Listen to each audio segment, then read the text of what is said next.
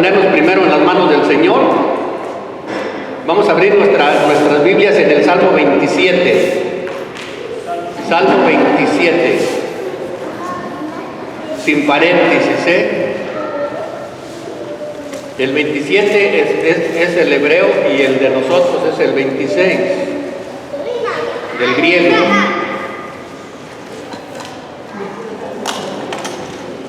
Al ratito les explico para que no se vayan a confundir por qué unos tienen un número, luego tienen otro y cuándo cambiaron ese número porque a veces abren la Biblia en el Salmo 23 y no lo encuentran.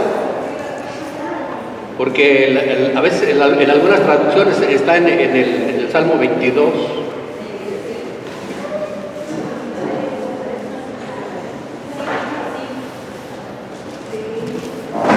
Bueno, ¿estamos listos para ponernos en oración en manos del Señor? Entonces vamos a adentrarnos en el misterio ¿de quién? De la Santísima Trinidad, y vamos a ponernos de pie, hermanos, para ponernos en oración. Hay que poner nuestra mente, nuestro corazón en este Dios Trino, y vamos a hacerlo de la siguiente manera. Miren, tiene bastante material tiene el total de 14 versículos. Yo voy a leer los primeros 2 y luego el que guste compartir, así le seguimos hasta que se termine. ¿Estamos de acuerdo? Sí. Bueno, entonces decimos en el nombre del Padre y del Hijo y del Espíritu Santo. Amén. Amén. El Señor es mi luz y mi salvación, ¿a quién he de temer? Amparo de mi vida es el Señor, ¿ante quién temblaré? Cuando los malvados se lanzan contra mí para comer mi carne, ellos, mis enemigos y contrarios, tropiezan y perecen. Aunque acampen un ejército contra mí, mi corazón no teme. Aunque estalle una guerra contra mí, sigo confiando. Una cosa al Señor solo le pido, la cosa que yo busco es habitar en la casa del Señor mientras dure mi vida, para gozar de la dulzura del Señor y cuidar de su santuario.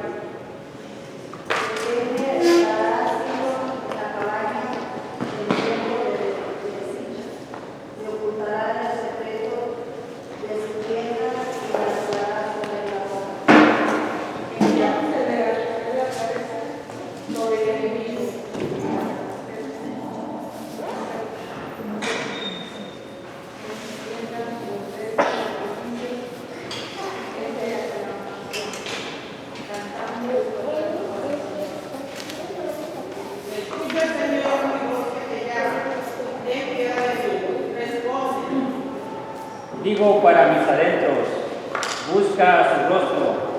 Sí, Yahvé, tu rostro busco.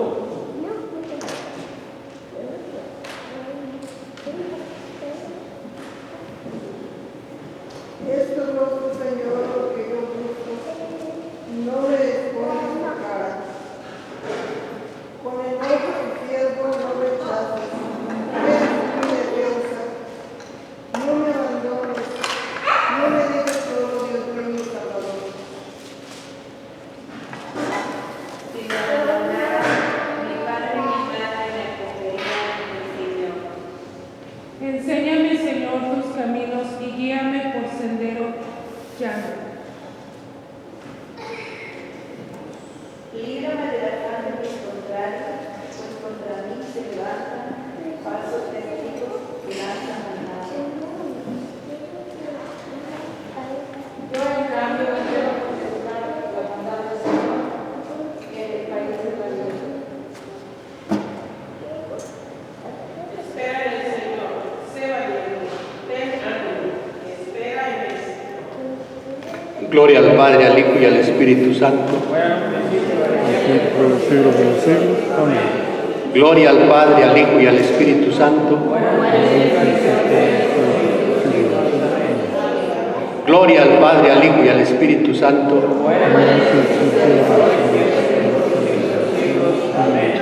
En el nombre del Padre, del Hijo y del Espíritu Santo. Amén. Bueno, comenzamos entonces esta enseñanza. Hermanos, tomen asiento.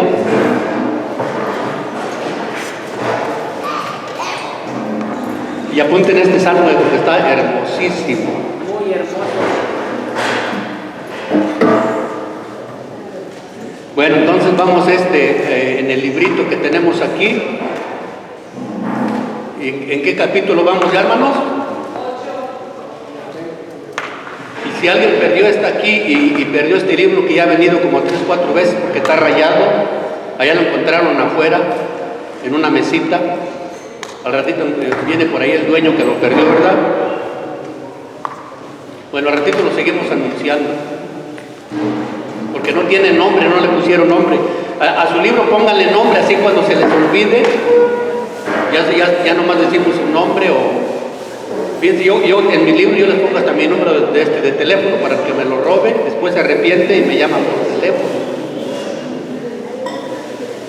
¿Verdad? Bueno, entonces vamos en el tema, ¿qué dijimos? En el tema número ¿qué? 8, en el tema 8. ¿Y cómo se llama? En espera del libertador.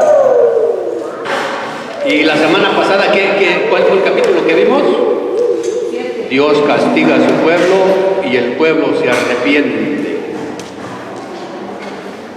Bueno, pues haciendo un pequeño resumen de la semana pasada. Entonces, ¿qué dijimos al final? Que el pueblo de Israel sufrió ¿qué? 3 exilios, ¿verdad? El primero fue en el año ¿qué? 722 en el norte. Y el segundo, ¿cuánto fue? En el año 587, el sur, Jerusalén. Y el último exilio, ¿cuál fue? Ya se les olvidó, ¿verdad? Sí. En el año 70, que se llama el exilio de las naciones, después de Cristo. Y después de ese exilio se le llama también, se me olvidó decirles que se le llama la diáspora. ¿Qué quiere decir diáspora? Dispersos. ¿Por qué? Porque cuando se los llevaron para Babilonia, ya no regresaron muchos y se dispersaron por el mundo. Ahí empieza la diáspora. Y después en el año 70, el exilio de las naciones, se regaron por todo el mundo y es por eso que nosotros vemos aquí en esta ciudad muchas sinagogas. ¿En dónde nació la sinagoga? ¿Se acuerdan? En Babilonia, en el año del 587 al 537, que fue cuando regresaron los judíos, porque Israel, acuérdense que Israel desapareció en el 722. ¿Por qué? Porque se separaron de la tribu de Judá que tenía la promesa. Jesús viene de la tribu de Judá. Acuérdense, el rey David venía de la tribu de Judá, ahí venía la promesa y como se separaron, Israel se perdió. Entonces ahí es donde nace la diáspora, donde nacen las sinagogas del 587 para acá. ¿Qué más nació ahí?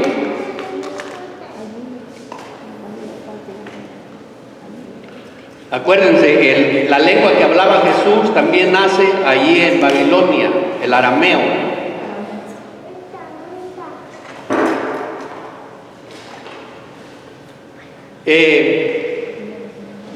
Entonces el último exilio, que fue el exilio de las naciones del año 70, ¿saben hasta cuándo se terminó? Hasta 1946. Ya casi nacía yo, pero todavía me faltaba un poquito. Casi 2000 años, fíjense. Ya pueden regresar como judíos a su patria, pero ¿a qué regresan después de 2000 años? Ya no hay templo, no hay nada. Bueno, entonces vamos al libro del siguiente capítulo, en la espera del libertador, en el capítulo 8, y vamos a ver entonces, primeramente vamos a ver los autores del libro de los Salmos, porque eso es lo que vamos a ver ahora, un poquito del libro de los Salmos. Entonces, los autores de estos libros, mis hermanos, no se sabe, no hay nombres. Nada más se les llama salmistas. Salmistas, y se le atribuyen a varios escritores, o se le llama, en una palabra fina se les llama agiógrafos, escritores sagrados, agiógrafos. Se escribe en un lapso los salmos desde el siglo X hasta el siglo II. ¿Cuántos años? 800 años.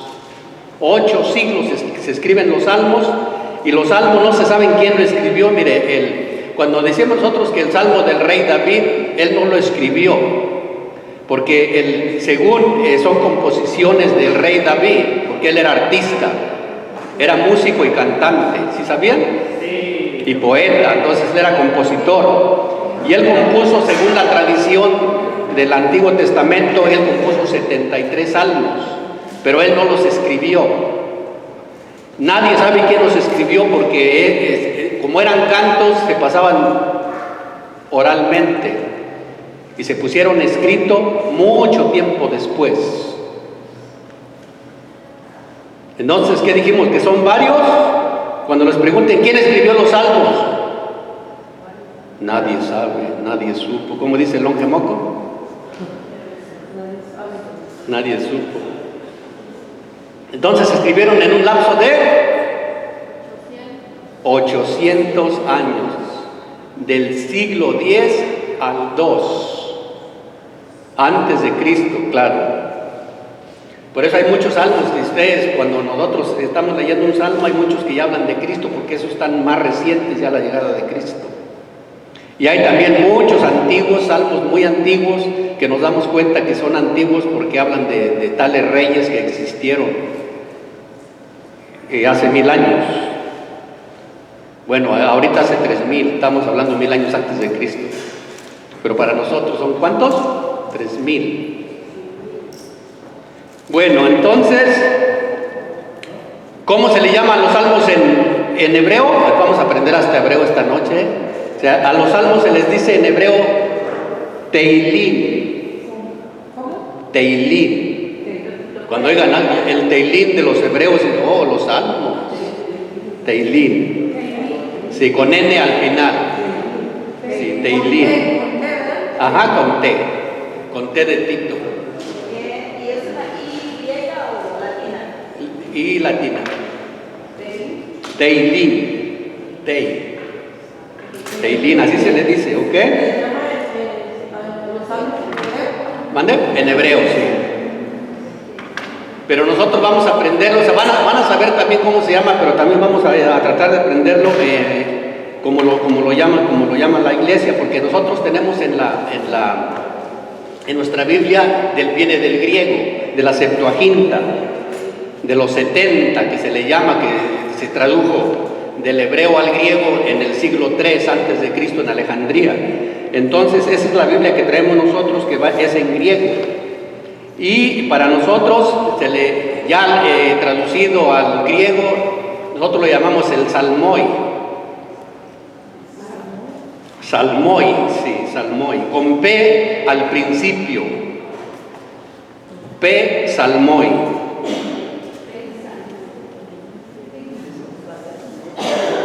Y después, en los monasterios y ya en la iglesia, ya vamos a decir, nosotros católicamente le llamamos salterio.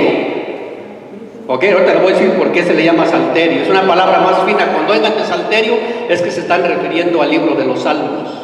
El salterio, mis hermanos, era un instrumento de cuerdas, porque los salmos son para cantarse.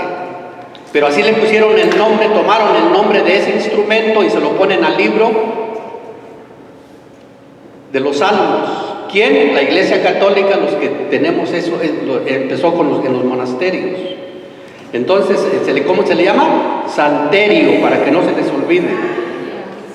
Y es el libro de los religiosos. ¿Con N o con N? ¿Mande? ¿Salterio o salterio? Salterio. ¿Con L? Con L, salterio. Y así se le llamaba el instrumento de cuerdas que usaban para cantar los salmos. Por eso le pusieron ese nombre al libro que usan los religiosos.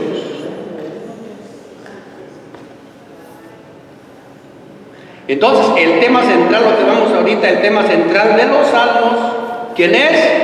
El Señor Jesús. Acuérdense que todo el Antiguo Testamento apunta a la venida del Señor, y luego viene la Nueva Alianza, y todo apunta ¿para quién? Para la segunda venida del Señor. Entonces, hasta estos salmos, los temas centrales es Jesús. Ok, entonces en todos los salmos, poemas, siempre hablan como Cristo el Rey y el reino de Dios.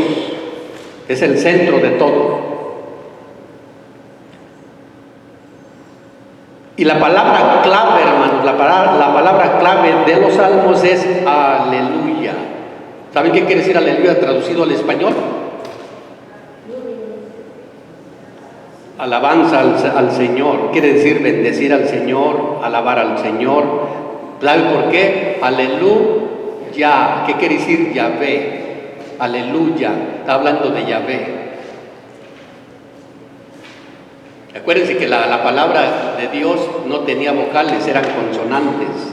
Y la Y que está ahí, por eso dice aleluya, ve. Pero nosotros decimos nada más aleluya. Entonces es la palabra clave en los salmos. Entonces los salmos, hermanos, fueron hechos para ser cantados. Nosotros lo leemos muchas veces en la liturgia, en la iglesia, porque muchas veces no sabemos cantar, no lo preparamos, pero debería de ser cantado en las liturgias. Y en la casa también, si tenemos buena voz y sabemos cantar. Pero cuando uno lo lee personalmente puede leerlos, pero cuando se hace en comunidad, los salmos son para ser cantados. Cantados. Y al final, bueno, más al ratito les digo por qué no se dice palabra de Dios. Porque hay muchos que dicen que no es palabra de Dios. Y el centro de los salmos, de todos los salmos y de la Sagrada Escritura, ¿saben cuál salmo es? El 119. El 119 es el centro de los salmos y el centro de la Escritura. Si se dan cuenta, está bastante extenso, tiene algunas, no me acuerdo, yo me acuerdo que le he leído más de 100 versículos. Pero ustedes lo pueden ver ahí, apreciar en su Biblia, verán cuántos versículos tiene el Salmo 119. ¿Es el qué dijimos? El centro de la Escritura. Y ahí tiene, ese salmo, hermano, contiene una riqueza, tiene de toda clase, para todas necesidades. Uno puede buscar unos versículos de ese salmo y hacer uno su propia reflexión o su propio salmo, ¿sí sabían? Entonces, depende de la necesidad que tengamos, en ese salmo tiene de todo. Decía San Agustín que los salmos son el compendio de todas las escrituras. ¿Qué decía? Que los salmos son el compendio de todas las escrituras. Porque se le saca el jugo a los salmos y aunque miren, aunque la Torah era bien importante para ellos y para nosotros los evangelios, San Agustín, sí. Se le llama el doctor de la gracia, San Agustín. Ese vivió en el año 354 al 430 y era uno de los grandes teólogos de la iglesia. Le llamaban el doctor de la gracia. Entonces, ¿qué decía? Que el centro de todas las escrituras son los salmos. Sí. Porque miren, los evangelios siempre narran de Jesucristo, qué hizo, dónde anduvo, pero los salmos nos narran todo lo que Jesús, cuando estaba en la cruz, Jesús oraba con los salmos. Ahí está para poner un ejemplo, el Salmo 22, un salmo hermosísimo. Ojalá y ese salmo no lo vayamos a leer un día, ¿eh? ¿Saben por qué? Porque es el salmo de la cruz. Es que si nosotros vamos a usar los salmos en las necesidades que tenemos nosotros, a lo mejor ya vamos a tener esa necesidad si nos crucifican. No, dice la hermana que no. Si a Jesús lo crucificaron, hermana, que más a nosotros. Si se llega ese día, pues ni modo. Tenemos que aceptarlos. Ahí es donde se ve si es verdadero cristiano o no. Va a decir, yo no fui, yo ni lo conozco. ¿Se acuerdan de Pedro?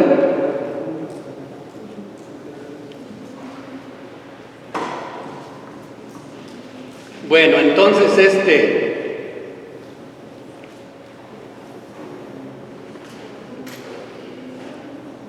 los salmos, dicen, son los libros también proféticos. Vamos a leer Lucas 24, 44 para que vean que los salmos también son proféticos, porque yo he oído a muchos hermanos que dicen y los he oído que muchos están compartiendo las Sagradas Escrituras y muchos dicen que los salmos no son palabra de Dios, y ese es un error grandísimo, hermano, porque a toda la Biblia le llamamos palabra de Dios.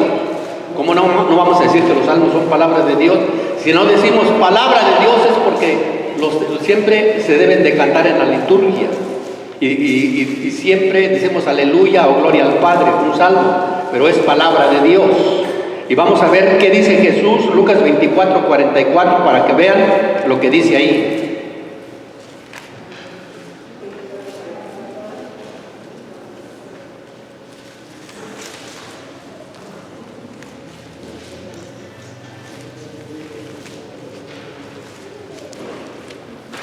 Lucas 24, versículo 44, dice, Jesús les dijo, son bien rápidos para buscar las escrituras, ya las gané. Jesús les dijo, todo esto se lo había dicho cuando estaba todavía con ustedes. Tenía que cumplirse todo lo que está escrito en la ley de Moisés y en los profetas y en los salmos. Los salmos que tienen profecías. Entonces, para aquellos que dicen que no es palabra de Dios y que ahí que son cantos, son poemas o es otra cosa, ¿qué dice ahí? Por los profetas y en los salmos, referente a mí, dice el Señor. ¿Sí saben a quién estaba diciendo esto? A los caminantes de Maús, que iban tristes, llorando, que habían matado a su maestro, y el maestro iba por un lado de ellos y no lo miraba. Bueno, entonces sabemos por la tradición judía, mire, para que vean que yo sí uso mucho mi libro, ya hasta se rompió. También el suyo, hermano, entonces no es porque lo usemos mucho, sino porque son tan muy mal hechos, ¿verdad? Bueno, sabemos por la tradición judía que Jesús se sabía todos los salmos. Fíjense, hay una tradición judía que a los niños desde chiquitos, no vamos a decir que la mayoría, hermanos, porque realmente la gente no toda sabía leer, pero la mayoría que estaban cerca del templo sí los enseñaban a leer, y en la tradición judía desde niños, desde chiquitos los enseñaban a que se memorizaran todos los salmos. Y nosotros, qué vergüenza, no podemos ni aprendernos un versículo. ¿Cuántos salmos son? 150. Se los memorizaban todos en su vida los niños desde chiquitos. Porque miren, los salmos se fueron transmitiendo de generación en generación como cantos, se los memorizaban, no estaban escritos. Por eso no saben quién los escribió. Porque los compusieron los poetas, eso es la vivencia del pueblo de Israel, pero no estaban escritos, se iban transmitiendo de generación en generación de memoria. A ver si nos da un poquito de vergüenza, nos empezamos a a memorizar un versículo. Ya de Pérez, Mateo 16, 18. Bueno, ya no sabemos eso, ya llevamos ventaja.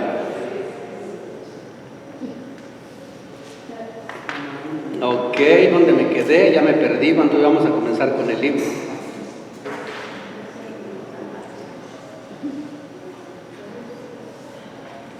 Entonces, les iba a decir de la Septuaginta. Sí, porque hay una confusión en el, fíjense, ahora voy a compartir con ustedes para que se den cuenta por qué los salmos tienen un 9 y un 10, en dónde empieza. Fíjense bien dónde empieza la Biblia. Ábranlo en el 9. ¿Salmo 9? En el Salmo 9. Ahora van a aprender porque muchos dicen, oye, pero ¿por qué la Biblia tiene el 9 o el 10? Porque está uno en paréntesis y el otro no.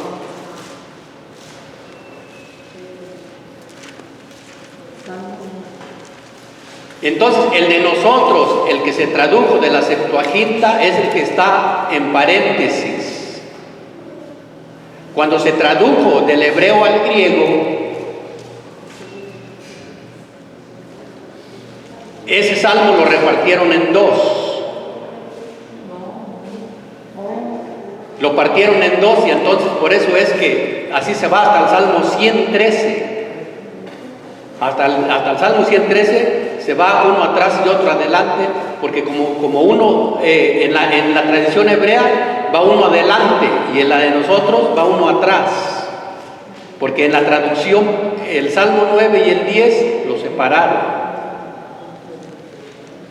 Entonces por eso es que va uno atrás y otro adelante por la traducción. ¿Cuál dijimos? La Septuaginta, la traducción de los 70. Ahí empieza la confusión esa. Y llega al Salmo 113, pero en el Salmo 113 vuelven a hacer otra cosa, con el Salmo 114, 115. Y vuelve otra vez, y hay unos salmos que ya no tienen, hay un salmo que tiene el mismo número A y B. Pero no les voy a explicar eso para no hacernos bola. Pero ya al final, mire, ya al final hacen un juego ahí en la Sagrada Escritura y ya al final ya ponen, entonces sí, ya va tanto la traducción griega como la hebrea, ya se juntan y terminamos parejitos. Pero lo importante, bien, hermano, lo importante es que nosotros sabemos que hay un montón de cosas aquí que no sabemos quién las escribió y a lo mejor son mentiras, le vamos a pensar, mis hermanos, lo que nosotros debemos estar, mira, la iglesia nunca asegura, hay cosas que no asegura quién las escribió, ni las fechas que se redactaron, pero la iglesia lo que sí garantiza que es palabra de Dios. ¿Por qué? Porque la iglesia tiene la autoridad y fue el que hizo la Biblia. Y tiene la autoridad del Espíritu Santo y la promesa. Entonces, la iglesia no garantiza fechas, ni garantiza a geógrafos quién escribió, pero sí te garantiza que es palabra de Dios. Y eso es lo que debemos de creer. Amén. Porque si no nos fijamos en pequeñeces y nos vamos de la iglesia. Bueno, ya entramos al libro. Otra cosa.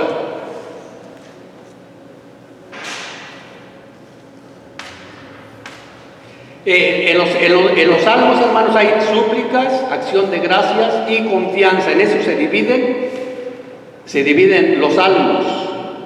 Salmos de súplica, de acción de gracias y de confianza.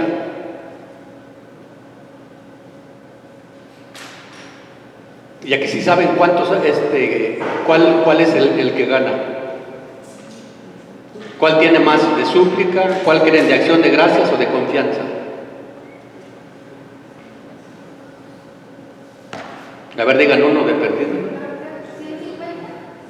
Hay 150, pero se divide en 3. Súplica, de confianza y de acción de gracias. ¿Cuál cree que hay más salmos? De súplicas. Acción ¿De de súplicas? gracias. El Acción de hermano sí le gracias. atinó. ¿Sabe por qué? Porque no servimos para dar gracias. Pura súplica. Puro dame. Y hombres de poca fe, porque la confianza viene de la fe, y el hombre no ha cambiado nada. Miren, los salmos, la mayoría son de súplica. Porque si han visto ahí, cuando vamos al Santísimo, ¿qué vamos? A suplicarle, a pedirle una chilladera que traemos ahí. Pero no vamos a darle gracias y Señor, yo estoy tirado, pero yo confío en ti, gloria al Señor, y aquí estoy dándote gloria. No, llore y llore y suplicándole, quítame esto porque ya no puedo. Es el mismo hombre de hace 3000 años al de ahora. No hemos cambiado nada. Y bien poquititos también, ¿saben de qué? De confianza, porque la confianza viene de qué? De la fe. Bien poquititos también. Piense que de confianza colectiva quiere decir, como hacen un resumen en las comunidades, a ver qué tantos salmos hay de confianza. ¿Saben cuántos hay? Ya en colectivo, en grupos. Una vergüenza. ¿Qué quiere decir eso? Que decimos que tenemos fe, pero son mentiras.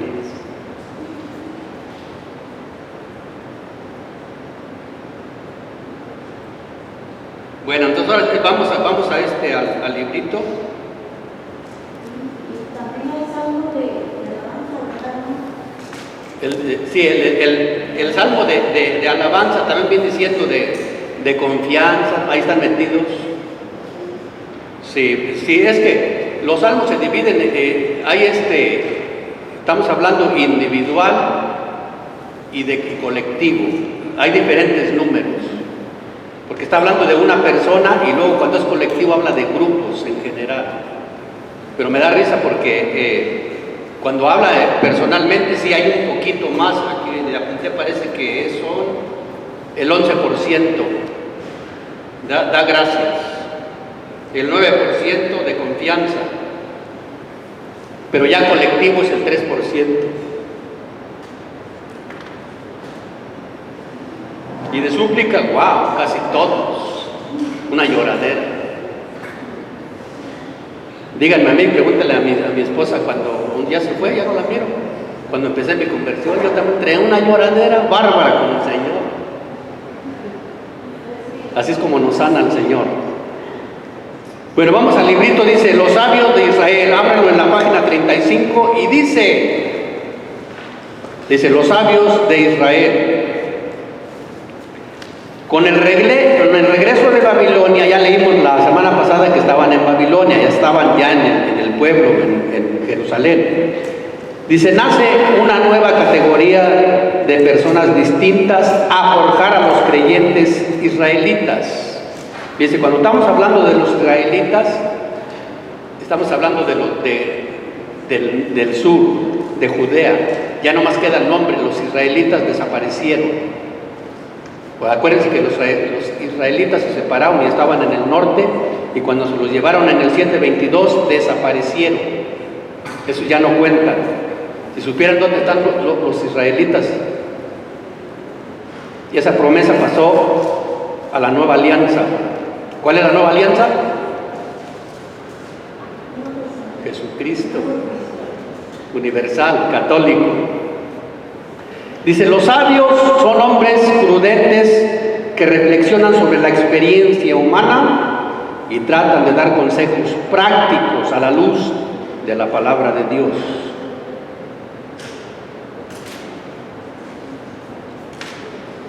Dice, lee Proverbios 24 y copia el versículo que más te gusta.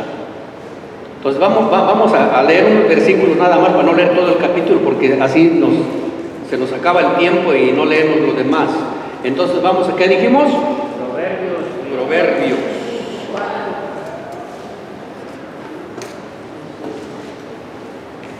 Proverbios 24.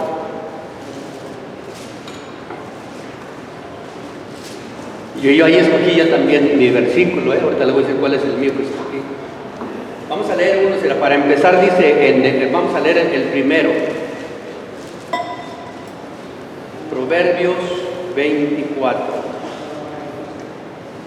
¿Ya lo encontraron? Sí. Proverbios 24 y dice el primer versículo. No envidies a los malvados. No busques su compañía. ¿Hay qué quiere decir eso, hermano? Wow. que no envidies, que no te juntes con la gente malvada. Eso no quiere decir que no tengamos que ir a predicarles, sino lo que quiere decir es que sí, que hay que buscarlos, pero para hablarles de Dios, no para que me inviten a sus pachangas. ¿Y entienden eso? Eso es lo que dice, no envidies a los malvados, no busques su compañía, porque solo piensan en la violencia y no hablan más que de sus fechorías. Dice el tercero, gracias a la sabiduría se construye una casa.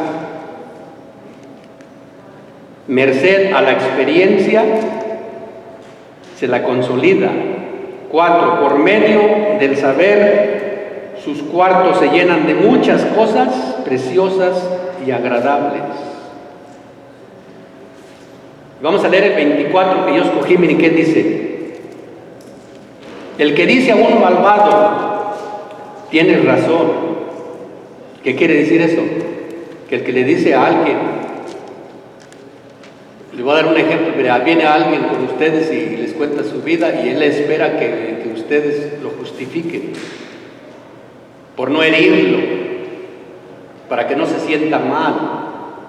Ay, porque si no después ya no me va a hablar, voy a perder su amistad. Y piense lo que dice ahí. El que dice a un malvado, tienes razón, será maldito por el pueblo. Las naciones lo detestarán. ¿Qué quiere decir eso? Que si nosotros justificamos el pecado,